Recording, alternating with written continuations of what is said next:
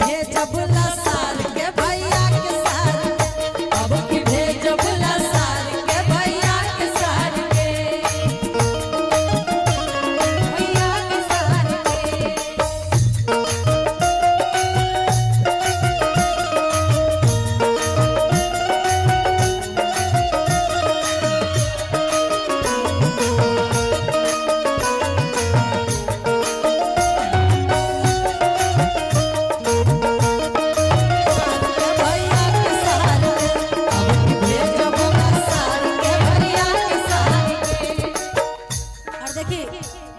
भाई राम के जे सार जी बने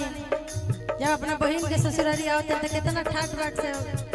कितना हीरो बन के आवते तो उनका स्वागत खातिर लोग कहता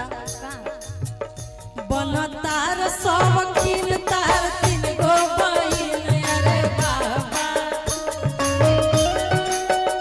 तोहर तीन गो बहिन अरे बाबा सुनो भैया के सार तार तीन गो बहिन अरे बाबा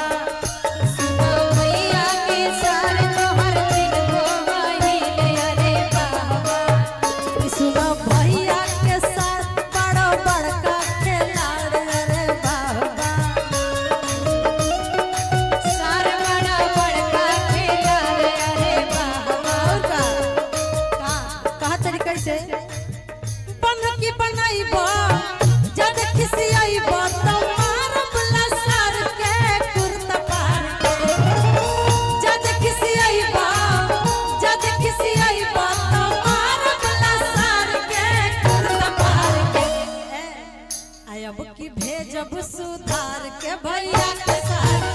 अब की भेजब सुधार के भैया के सार के, अब की भेजब सुधार के भैया के सार के,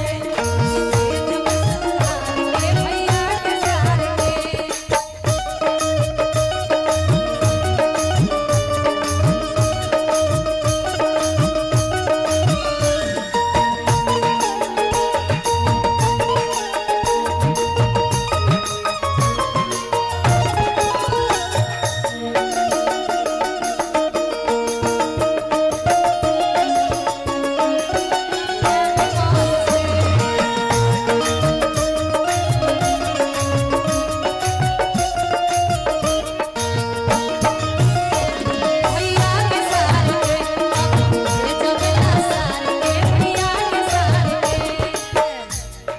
रुक जाए ऐसे ही एक जनी अपना जीजा के बुलाओ तरी फगुआ में होली के लेकर कहा तरीका से